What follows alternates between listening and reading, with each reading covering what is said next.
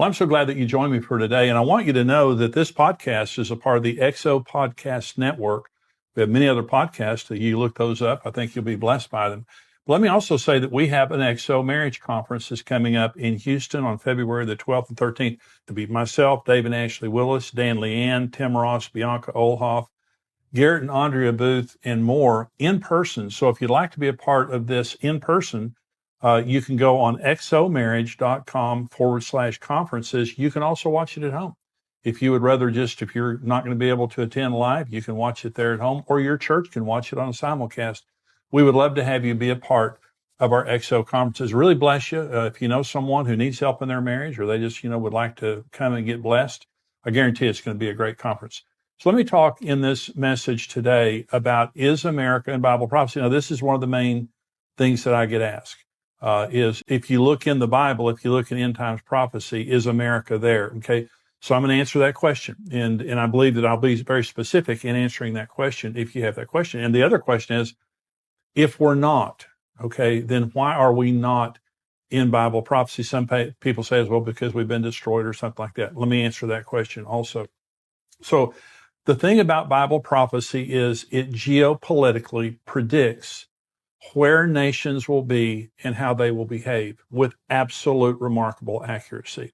Okay, now next week I'm going to be talking about China. And China is obviously a massive player on the world scene right now. They're also a player in Bible prophecy.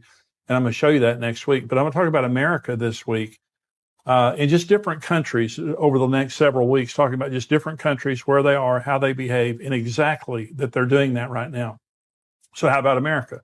Is America in Bible prophecy? And so let me give you a couple of scriptures here. One that I believe is very specific in that we are in Bible prophecy. This is Ezekiel 38.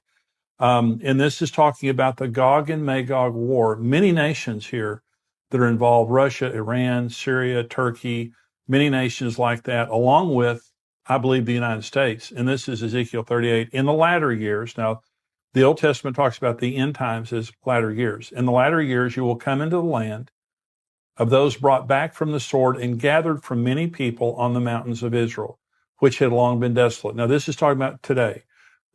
He's talking Russia, Iran, Gog and Magog. You're going to come and you're going to attack Israel when they come back after many years of being scattered among the nations. You're going to attack them. They were brought out of the nations, and now all of them dwell safely. You will ascend, coming like a storm, covering the land like a cloud. You and all your troops and many people with you. Thus says the Lord God, on that day it shall come to pass that thoughts will arise in your mind, and you will make an evil plan. You will say, I will go against a land of unwalled villages. I will go to a peaceful people who dwell safely, all of them dwelling without walls, and having neither bars nor gates, to take plunder, to take booty, to stretch out your hand against the waste places that are again inhabited, and against a people gathered from the nations who have acquired livestock and goods, who dwell in the midst of the land. So here it is. Sheba, Dedan, the merchants of Tarshish, and their young lions will say to you, have you come to take plunder? Have you gathered your army to take booty, to carry away silver and gold, to take away livestock and goods, to take great plunder? Now let me stop, because I'm going to keep reading here in just a second, because I want to tell you when this is going to happen, because there's a clue here in Ezekiel as to when this is going to happen, the Gog and Magog war. So it says that Russia, which is Gog and Magog, it says Persia, which is Iran, Gomer, which is Turkey, all these different nations. You're going to get it in your minds that you're going to attack Israel. And by the way, we have Russian and Iranian forces on Israel's northern border right now. And Russia and Iran are in a pact. They're on the northern border of Israel right now, along with Syrian troops. Turkey is very much involved in this, as are others. So this is happening. So the Bible, 2,500 years ago says, let me just tell you where the countries are going to be and what they're going to be acting like.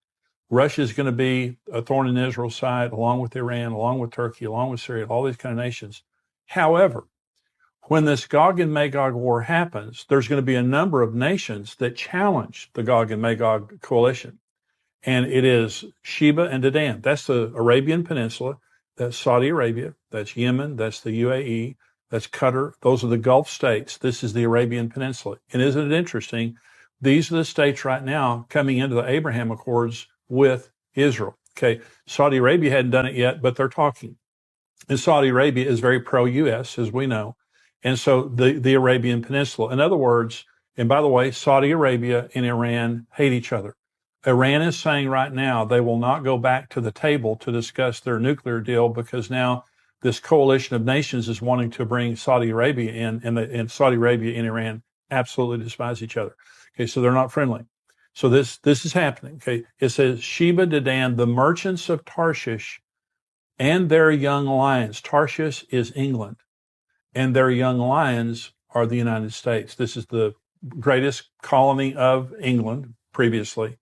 Their young lions. This is a biblical way of joining us together with England and saying the U.S., England, and the Arabian Peninsula will challenge the Gog and Magog conspiracy. Isn't it interesting that many of our closest trading partners are in the Arabian Peninsula? The United States has a very close relationship with Saudi Arabia, the UAE, many of those nations, those Gulf states there, we're very close to them. So is Britain. Britain is pro-Israel. The United States is pro-Israel. All these nations now are in alignment. Now, I'm saying this is the remarkable thing about Bible prophecy, is it is so absolutely specific. So is the U.S. in Bible prophecy? Yes, I believe so, right here. Now let me keep reading because I'm going to tell you when this is going to happen. Therefore, Son of Man, prophesy and say to Gog, thus says the Lord God, on the day when my people Israel dwell safely. Okay, that's very important. Will you not know it? Then you will come from your place out of the far north, you and many peoples with you. By the way, go on a map, look at Jerusalem, directly north, far north is Moscow, is Russia. Okay. Then you will come from your place out of the far north, you and many peoples with you, all of them riding on horses, a great company and a mighty army.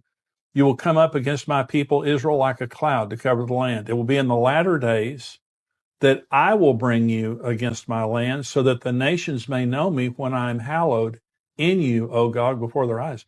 Remember now, God destroys these nations when they come down to Israel. Israel does not destroy the Gog and Magog nations. God does, to glorify himself. But notice here, it says, when they dwell safely. Okay.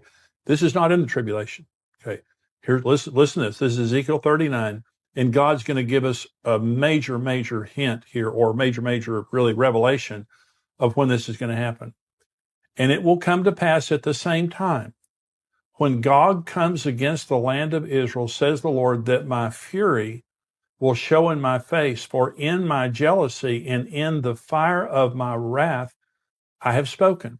Surely in that day, there shall be a great earthquake in the land of Israel, so that the fish of the sea, the birds of the heaven, the beasts of the field, all the creeping things that creep on the earth, and all men who are on the face of the earth shall shake at my presence. The mountains shall be thrown down, the steep places shall fall, and every wall shall fall to the ground. I will call for a sword against Gog throughout all my mountains, says the Lord God. Every man's sword will be against his brother, and I will bring him to judgment with pestilence and bloodshed. I will rain down on him and on his troops, and on the many peoples who are with him, flooding rain, great hailstones, fire and brimstone, and all that could be talking about some kind of a nuclear exchange. Thus I will magnify myself and sanctify myself, and I will be known in the eyes of many nations. Then they shall know that I am the Lord. Well, so there are all these nations right now that are against Israel and that are in a coalition, this Gog and Magog coalition. Okay, now, and plus you have jihadist Islam. Well, this is God's answer. And God's answer, this is an end time answer. God has put up with it. He's put up with it. 6 million Jews were killed. Israel finally gets their nation back. After 6 million Jews are killed, they're persecuted all over the world. Persecution is increasing in the church. I'm going to be talking about that in a future program. The anti-Semitism is rising in the church today, okay? In America, especially in Europe and around the world, we see hatred of the Jews, which, as I said on our last program, is an end-time sign, okay? But God says here, in that day when all of them are dwelling safely. Well, I've been to Israel. I'm so sure some of you have been to Israel. There is a wall in Israel, just like there's a wall on the Mexican border between U.S. and Mexico for hundreds of miles. There is a border wall there in Israel, but the cities are not walled. And they're all dwelling safely. Israel's very, very prosperous, by the way. If you haven't been there, it is gorgeous. And they have done a remarkable job with it. They're a major exporter of agricultural produce, of chemicals, of all different kinds of things. All over the world, they found natural gas, a massive reserve of natural gas off the Mediterranean coast, which they're now building a pipeline so they can supply that to Europe. And Russia is the number one adversary of that. So when it says here that you're going to come down to take spoil, Israel is a massively resourceful place. When we were there, the Dead Sea has over 1 billion tons of chemicals in it. It is a chemical-rich environment. So Israel's amazing if you've never been there. So they're going to come down when they're at peace. However, God here says on that day, when Gog and Magog come down, the look on my face is going to change. And no longer is it going to be peace. I'm going to come in my wrath and in my fury. So here's what I believe. I believe this happens around the beginning of the tribulation period of time. In fact, let me just give you a timeline of what I believe is going to happen. We're living in a time right now of relative peace. Okay, it's not peace, but it's relative peace compared to what's going to happen in the tribulation. Israel is a land of unwalled villages, and they are dwelling in relative peace right now. Okay, and so I believe that, and I'm going to be talking now in the next segment about Iran's nuclear capabilities. The State Department just made a remarkable announcement about this, what's about to happen. But I believe that there's going to be a provocation. God says in Ezekiel, I'm going to put a hook in your jaw and draw you down to the mountains of Israel. God is going to provoke them. I believe that is going to be a military confrontation between Israel and Iran. I believe that's going to be the hook in the jaw. That's my personal opinion. When that happens, there's going to be the Gog and Magog war. At the end of the Gog and Magog war, I believe the Antichrist will show up on the scene. Around that period of time will be the rapture of the church. I don't know if it's before then or during it or after it, but around that time, there's the rapture of the church. The Antichrist shows up on the heels of the Gog and Magog war, and he becomes the man of peace. And he brokers a 7-year peace deal, or confirms a 7-year peace deal between Israel and the UN, Israel and himself, whoever he represents. And then that begins the tribulation period of time. But there's no doubt about several things. One is, this is a coalition of nations that is on the scene right now. They're all in relationship and they all hate Israel. Okay, they're all anti-Semitic, number one. Number two, Sheba and Dedan, Tarshish and her young lions are all politically aligned with Israel and not with those other nations. And they exist right now. So the geopolitical landscape is exactly what this says. Okay, is exactly what this says. And there's going to be relative peace, then all heaven breaks loose, and we're going to see the beginning of the tribulation. That's my opinion. But this is the first reference to America in end time prophecy. Well, are we mentioned again? Maybe. Okay, we're not very prominent, maybe. Okay, this is Revelation 12. Now, when the dragon saw that he had been cast to the earth, he persecuted the woman who gave birth to the male child. But the woman was given 2 wings of a great eagle that she might fly into the wilderness to her place, where she is nourished for a time and times and half a time from the presence of the serpent. Well, this is Israel. Okay, Israel, this is mid-trib, and Satan is thrown out of heaven, and he's absolutely in a fury, and he begins to persecute Israel. But Israel is allowed to go into basically the desert mountains, this would be Jordan, present-day Jordan, that they are flee into the mountains, and it says they're helped by an eagle. Is that eagle the United States? It could be. This is the second possible reference to America in the end times. Now, the only problem I have with it is the Lord said to Israel concerning their exodus from Egypt, I bore you out on eagle's wings. And we know that when the children of Israel left Egypt with Moses, there was no eagle, there was no America that came and helped them. But this is a possible reference to America. Okay, so here's another question. Why isn't America more prominent in end time prophecy? Because we're not prominent. Okay, I think that we're there in Ezekiel 38. I don't know about Revelation, but we're there in Ezekiel 38.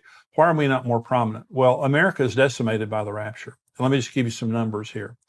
In May of 2017, Barna, the major researcher, did a study of how many born-again adults there were in America. Okay, around 30%. This is and truly born again, using the right criteria.